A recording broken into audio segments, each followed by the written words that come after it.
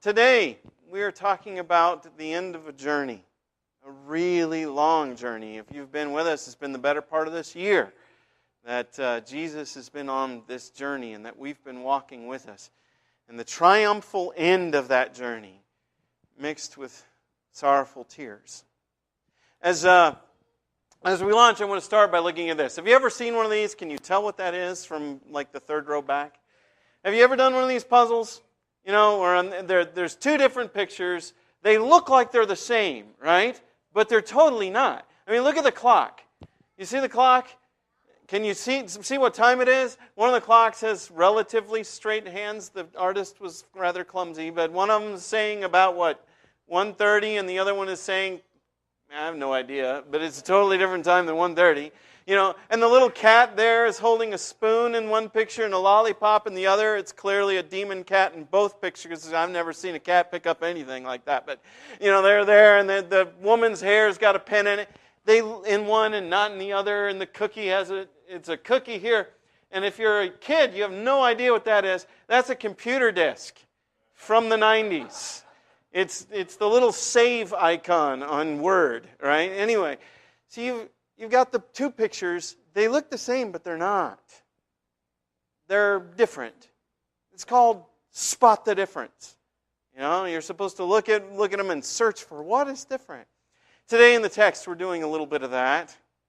As he arrives in Jerusalem, after he had said these things, he went ahead to go up, and my text didn't format right. That should say go up into Jerusalem. He has arrived at journey's end for the better part of the year. As I've already said, we've been walking side by side with Jesus. And if we've been walking with Him, we've been listening to His discipleship teachings. It is Luke's unique feature, the unique feature of Luke's gospel, is that Jesus does discipleship training on a journey. He invites you to walk beside Him, and as you walk beside Him, He teaches you. And it's Luke's invitation to come into a lifestyle of not just learning, but living. As you walk, as you move, as you go about your day, be Jesus' disciple. He's been leading us through it. We have arrived at journey's end. And really, it's not the end, because the end is several chapters away. We're in 19, and it goes through 24, and these chapters are long chapters, so there's still a good bit more to do. But in a way, the discipleship training is done. As we've walked along the journey, we've seen the intensive training that Jesus has poured into the people who walked with Him and into, as His fellow journeymen and journeywomen, you and me. As we've walked along, He's taught us stuff like this. And this is just representative. Go back and read from about the end of chapter 9 through chapter 19, and you run into stuff like this. How do we treat those who fail? You remember the story of the prodigal son? You remember that older boy who didn't want to welcome anybody home? How do we treat people when they blow it? Or how do we train our hearts so that we can love? And what are our table manners supposed to be like? Because the table manners in the ancient world focused on making sure that you were honored, not on loving people. And Jesus came and He totally rearranged table life. And He said, look, don't invite people who can reward you. Invite those who can't. Bring people to you who can't do anything for you except love you. And then you'll really have a reward, because you'll be training your heart to love. Or how should we organize our relationship with money? He had so much to say about money in that journey. Do you remember it? Stuff like the rich man and Lazarus. You remember that? That's really a story about money. You know, the Pharisees who loved money, they made fun of His postures toward money, and He said, fine, let me tell you a story. And remember, it's a rich man who, in their worldview, is rewarded by God in so many ways. But the rich man is a bad man. He doesn't care for the poor man that he's got to walk by to get out of his house. And so he goes to hell. While the poor man, who in their worldview would be cursed, he goes to heaven. Do you remember these teachings? You know, what is it that's absolutely most important to you? Is it God? You know, because there are many who will miss Him. The way in is narrow. What are you concentrating on? These are the teachings of the journey. And like I said, this is representative. It is not comprehensive. You want to get the whole thing? Well, it's all online. Or, better yet, it's in your Bible. Go back and look at the journey. This is what it means to be Jesus' disciple. It's stuff like this. But you may remember, we are now at our last stop on the journey. He can see the walled city. It's in his view. The place where he will be tried and executed, he has arrived there. The whole journey has been leading to his death. He knew it all along. It's what he invited us to come along with him. And so the last work that he has to do is begun. To show us what it looks like to be absolutely faithful. If you carry out those teachings, you will come into conflict with your world. What do? You be faithful. And so we get to see that in Jerusalem. We have arrived at our last stop. But you may recall, all the way back in chapter 3, during the work of the prophet John, when John talks about the winnowing fork. Do you remember that? You remember the concept of winnowing? You know this. If you grew up in church at all, you know this. If you were born, say, 300-400 years ago, you probably know this. If you live in the third world, maybe you know that. The concept of winnowing is where you throw wheat up in the air, and the bad part that you don't want, unless you really are into granola, and you really like the bread that's hard to eat, the Ezekiel bread or whatever, it blows the stuff you don't want away. And the stuff you do want, that you want to grind up and make into bread, it falls back down. It's about separation. Well, as we've been walking along with Jesus, we have noticed that, if you've been paying any attention at all, Jesus is making that journey with two different sets of people. He is walking with both friends and enemies. And that he is teaching everybody. In fact, some of his most powerful discipleship teachings aren't even given to disciples. They're given to people who are looking for a way to trip him up. Looking for a way to confuse him, looking for a way to hurt him, looking for a way to marginalize him and get rid of him, make him shut up. Because those people apparently were on the journey too. And so as he arrives in Jerusalem, there are these two groups of people who are there with him. On the one hand, you have the people who are drawn to Jesus. They love Jesus. And you get to see these people as the arrival of Jerusalem takes place. You get to see the nature of the heart of the person who loves Jesus. What does it do to them? Well, they're filled with joy and worship and love and kindness. Because when you're with Jesus and your heart is inclined toward Him, that's what happens to you. That's not because they're such great people. It's because Jesus is such a great Lord. And that's one group that we get to see. The other group are a little more problematic. They're not as nice. They're not people you'd necessarily want to spend time around. It is a frightening truth. Which of these two groups of people do you think our culture looks at and sees most clearly when they look at Christianity? When they examine us, what do they see? Well, what is our reputation? Is it for being filled with love and kindness and generosity and worship? A willingness to accept and love people with problems, to welcome in the prodigal, to care for the poor, to give stuff away so that we can secure treasures in heaven? Is this what we're known for, or are we known for our judgment, for our critique, for our anger? I'm not necessarily saying that we deserve the reputation, but see, there are two groups that are journeying with Jesus. And I suggest those two groups are still there. Still walking side by side with them. And in fact, I am often both groups. In fact, what Jesus' journey is meant to do, because when Jesus began the journey, there was one group. There was one humanity. And all of us are in it. And He walked to call us out into a new way of being human. He is still doing that. But as Jesus enters into Jerusalem, He sets things up on purpose so that the two groups are revealed. That winnowing is in front of us. We get to see it as He makes His journey into His final destination. Remember that there are people who are willing to receive Him.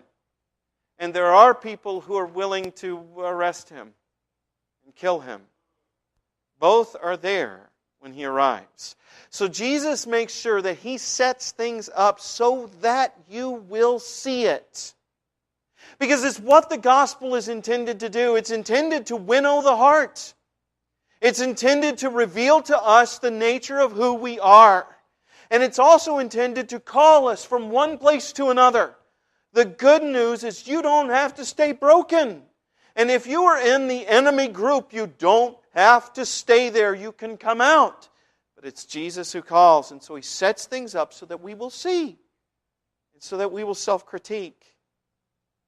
And the other thing Jesus shows us is that He reacts very, very differently to these two groups. He shows us the heart of God toward those who want God and toward those who want themselves. He lets us see what that looks like.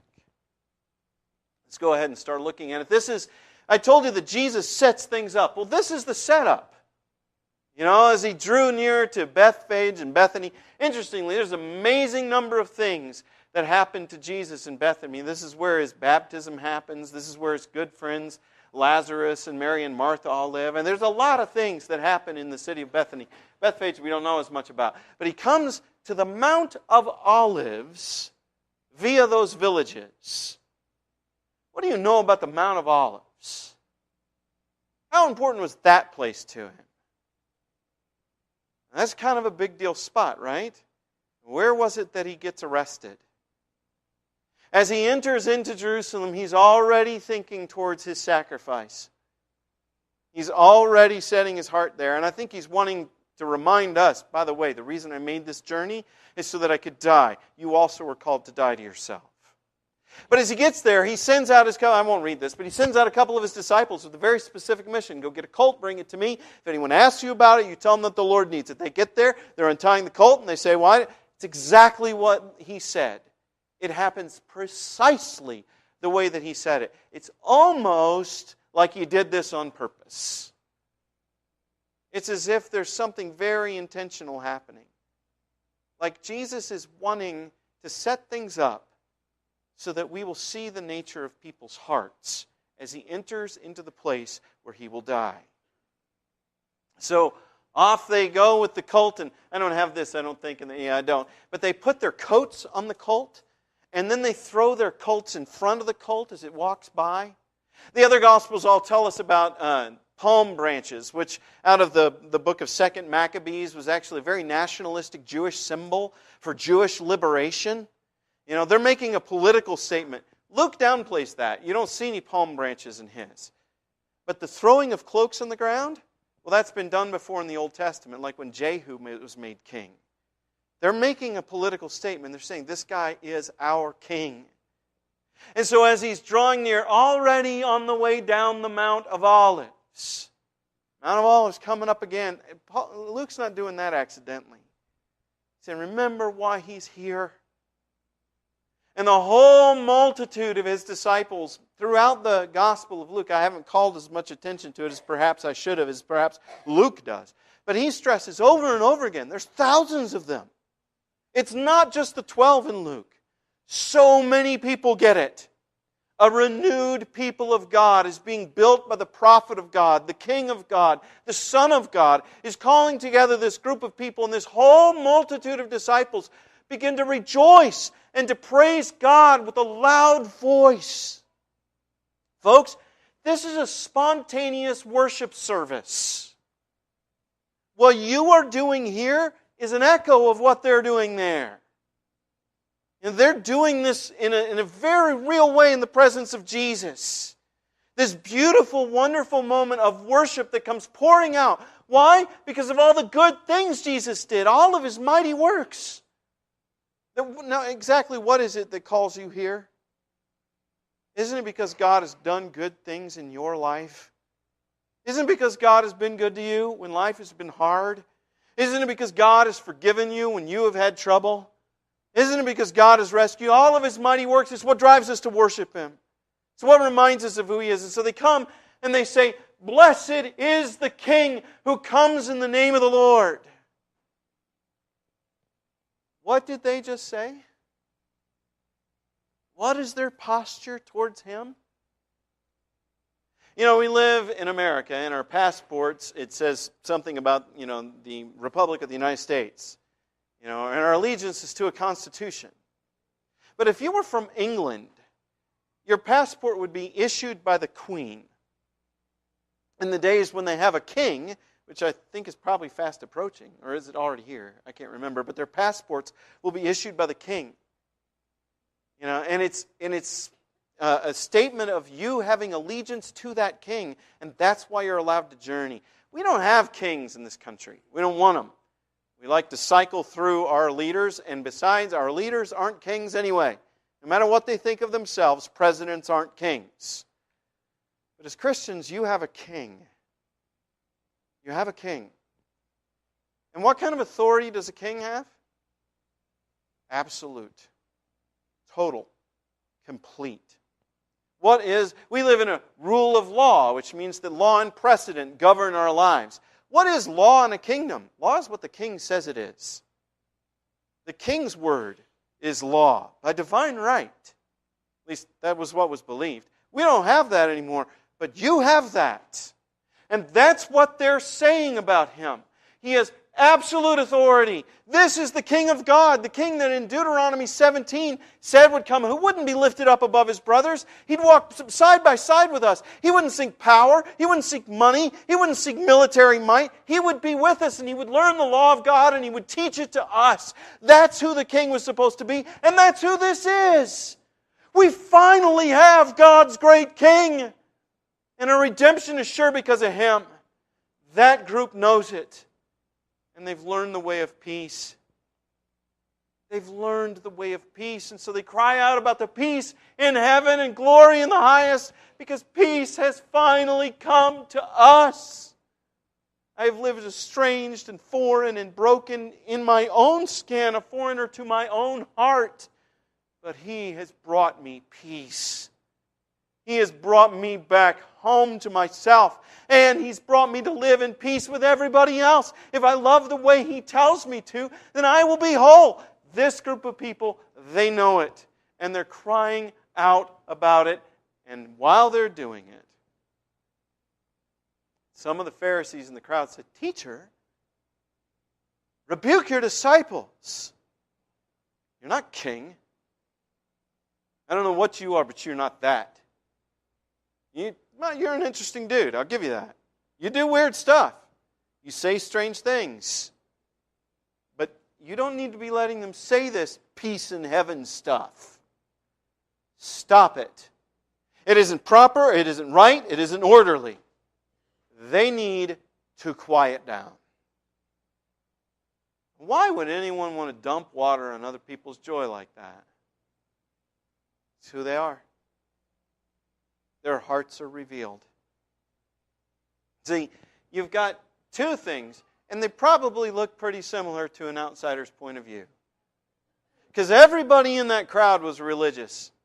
It's not like you had a religious group that loved God and were stirred up for God, and a group of people that weren't religious, that were secular, and that were meanies. No, everybody in that crowd was religious. Everyone in that crowd was walking with Jesus, every one of them. It's not like some made the journey with Him and some didn't. They would have looked very similar. But look at the fruit of their heart. The pictures are different. They aren't the same. And who they are is being revealed by what Jesus set up and their reaction to it.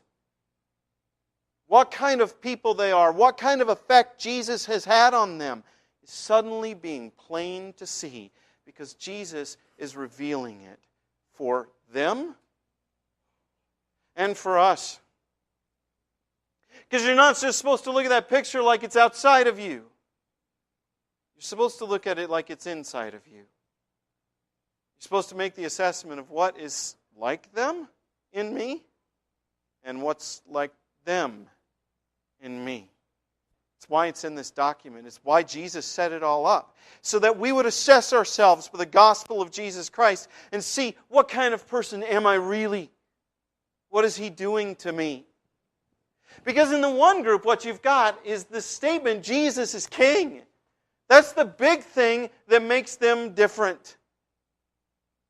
And I'm going to I'm going to say this, maybe a little dangerous, but Jesus as Lord is a little bit different from Jesus as Savior. Now, both are true, but we tend to emphasize the latter and not the one that they are emphasizing now. And I'm going to tell you that Jesus is Savior because Jesus is King. The way that Jesus saves us is through the exercising of His authority in our lives. The way that we develop the fruit of the gospel is we take on Jesus as Lord. You remember the good confession? Before we do baptism, we often take a good confession.